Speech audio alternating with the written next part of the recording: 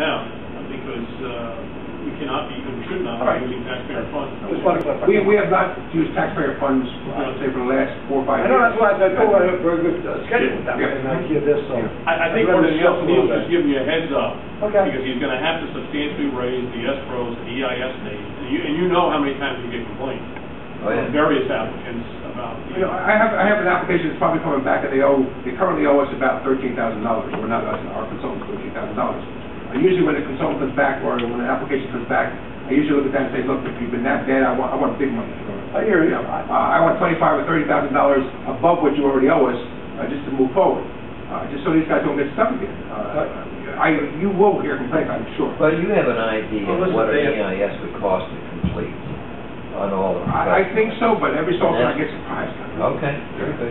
What we're going to have to do is, Neil knows, you've got to develop a policy so it's not arbitrary, if you will, that any applicant who falls in these categories, within reason, not definitive fee schedule, but something along those lines, parameters, because otherwise we're going to be hit with all kinds of criticism, if not litigation.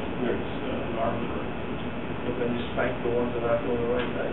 Yeah, and we have, and Neil polices them as best we can.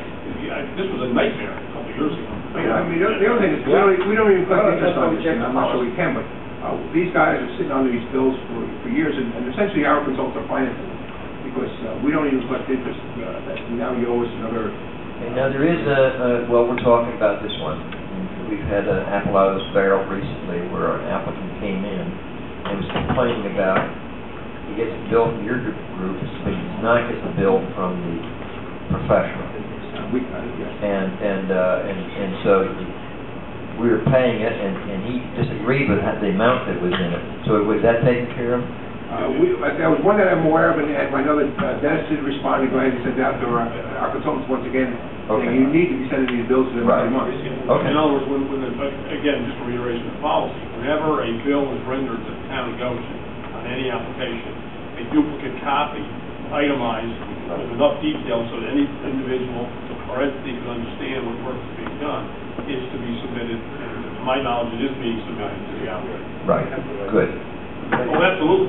And not only have the right, as I explained to a couple of the consultants, you've got to get a little bit more cryptic than conference calls, to and from, for a select board. That's not sufficient.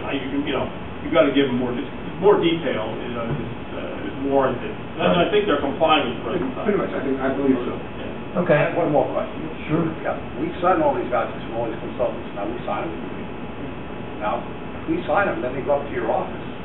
We're signing saying what I have to pay, but if they don't have the money. No. You don't first. You only get them first. You only get them. They don't come down. You don't see if they don't have the money.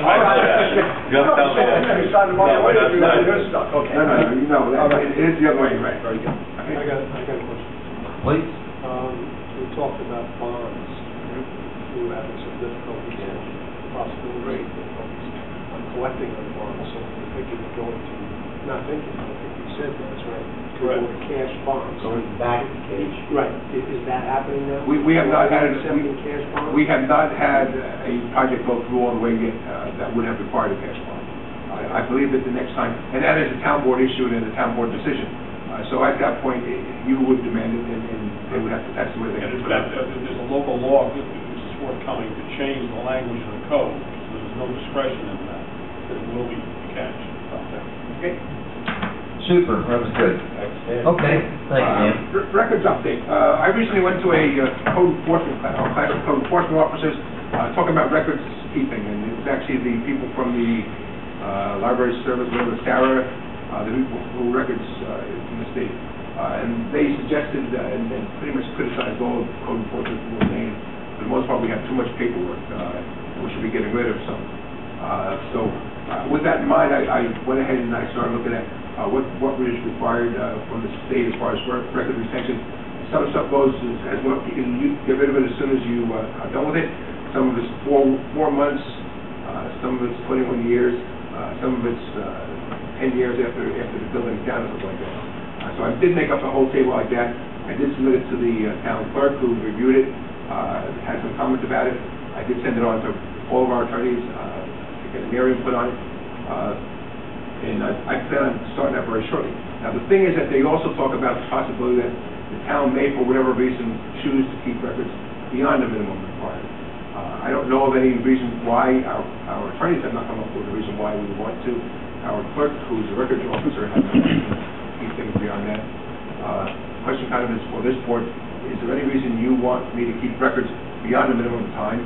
I believe you have a record, I don't look for an answer tonight, but I believe you have a spreadsheet of what is relates to my department. Sure. I think it's about a 50-page document. I tried to narrow it down to my step to look through the records and say, all right, this is what they have. It is in there. You can look at it. I'm not sure we want anything beyond what we have for the minimum.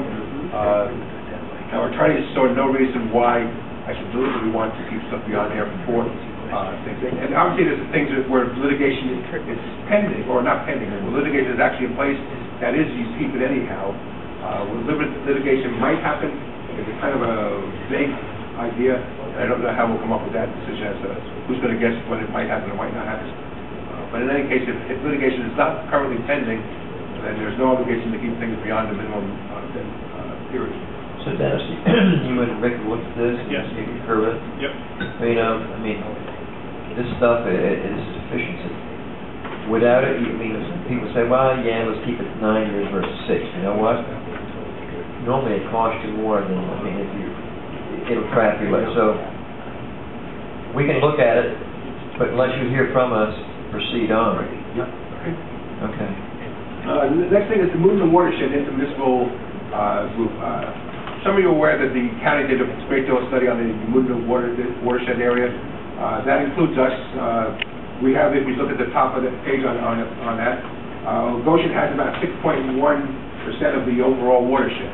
Not a whole bunch if you look at it, but if you look at the overall, there's not a whole, everybody has a pretty, nobody has higher than 15% in the watershed, any of the different municipalities. If you look at the next page after that, it starts talking about what percentage of our town is in that, and in this case, 27% of Goshen is within the movement watershed. What we have been doing is going to meetings where we've been sitting down with other municipalities in the watershed, talking about a little bit on a very basic level about impacts in the movement watershed that may have an impact on us and may have an impact on them because things we do are always going to impact them and vice versa. We're probably more concerned about Chester and Florida and Warwick because they're upstream of us. Downstream from us, we're going to have more impact on them than they're going to have an impact on us. But there is an attempt to try to get an intermunicipal agreement set up on this movement watershed. I know that I gave the information to Dennis, and then he pretty much Kelly Norton from Million Golden is looking at this in terms of number of municipalities they represent, including Woodbury, which is in it. She basically had no real concerns. I know she did send a memo to Rick, and she said that if you were at all interested, and I kind of think we should, she would be prepared by Thursday night to have any kind of comments, and basically her comments were very minimal. Basically, the intermunicipal agreement has no teeth in it as far as we're not going to owe any money for it. We're not going to be obligated. We're not going to forfeit any of our decision-making. It's just an attempt to sit down at the same table as any other municipality within the watershed and say, all right, what are the impacts that are going to happen in the watershed, including things of taking water out of the watershed or putting water in. For the most part, we export water out of the watershed. We take water from Arcadia Hills and we take water from Ham Park and we put it into the Walkill River. So we're actually exporting that water there and the impacts like that. So it won't make any difference what other municipalities do and even what we do downstream. If we were to put more water back into the watershed, Washingtonville, which has a problem with flooding, would be flooded out more often. On page 3, 2D, implementing the Buda Creek Watershed Conservation and Management Plan.